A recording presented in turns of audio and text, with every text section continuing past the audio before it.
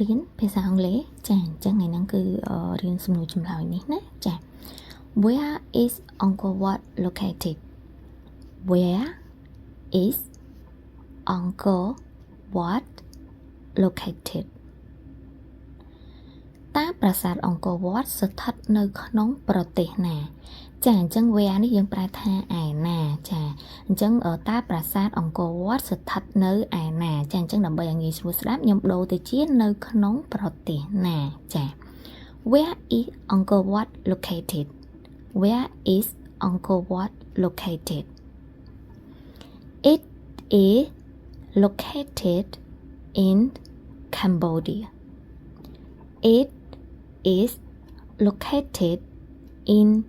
Cambodia ចាអញ្ចឹងយើងប្រែថាប្រាសាទអង្គរវត្តស្ថិតនៅក្នុងប្រទេសកម្ពុជាចាអញ្ចឹងពាក្យ it នេះចាពាក្យ it នេះមិនមែនអង្គរវត្តទេណាចាអញ្ចឹងពាក្យ it នេះគឺជាពាក្យដែលយើងប្រើជំនួសឲ្យពាក្យអង្គរវត្តចាអង្គរវត្តចាអញ្ចឹងដើម្បីបកមកឲ្យព្រោះស្ដាប់ខ្ញុំប្រើពាក្យអង្គរវត្តតែម្ដងណាគឺប្រាសាទអង្គរវត្តចាអញ្ចឹងប្រាសាទអង្គរវត្តស្ថិតនៅក្នុងប្រទេសកម្ពុជាចា It is located in Cambodia. It is located in Cambodia ចា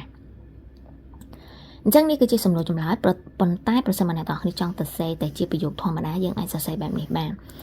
Angkor Wat is located in Cambodia ចាអញ្ចឹងយើងត្រូវចាំទាំងអស់គ្នាណា Angkor Wat is located in Cambodia ចាប្រាសាទអង្គរវត្តគឺស្ថិតនៅក្នុងប្រទេសកម្ពុជា